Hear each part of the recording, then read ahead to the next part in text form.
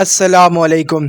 भारत ने इस वक्त इंटरनेशनल एयरलाइंस को नोटैम जारी कर दिया है, जिसके बायस तमाम मुसाफिर त्यारे इंडिया के इलाके राजस्थान और पाकिस्तान के सिंध के ऊपर से नहीं गुजर पाएंगे, क्योंकि इस वक्त इंडियन आर्मी अपने पूरे ज़ोरों शोर से इंडिया की तमाम फ़ौजें बर्री, बहरी और फ़िज़ाई सिंध के करीब इलाके के अंदर फ़ौजी मशक़ें कर रही है। हालिया दिनों के दौरान इंडिया के डिफेंस मिनिस्टर राजनाथ सिंह ने यह बयान दिया था कि इस दफ़ा ऑपरेशन सिंदूर 2.0 के दरमियान सरक्रीक के इलाके से हमला करके भारत कराची तक पहुंच सकता है।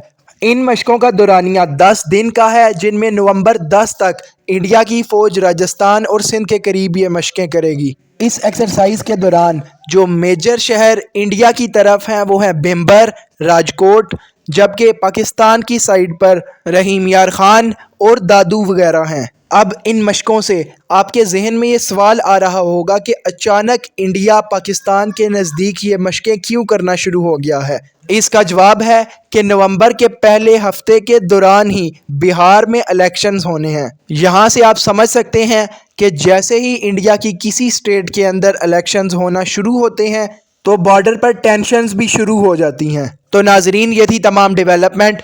पाकिस्तान आर्मी गहरी नज़र रखे हुए है इस एक्सरसाइज के ऊपर और पाकिस्तान की जानिब से भी एक्सरसाइजेज शुरू कर दी गई हैं। इस सिलसिले में जैसे ही कोई नई खबर आती है मैं आप तक पहुंचाता हूं। तब तक के लिए चैनल को सब्सक्राइब करें और वीडियो को लाइक करें।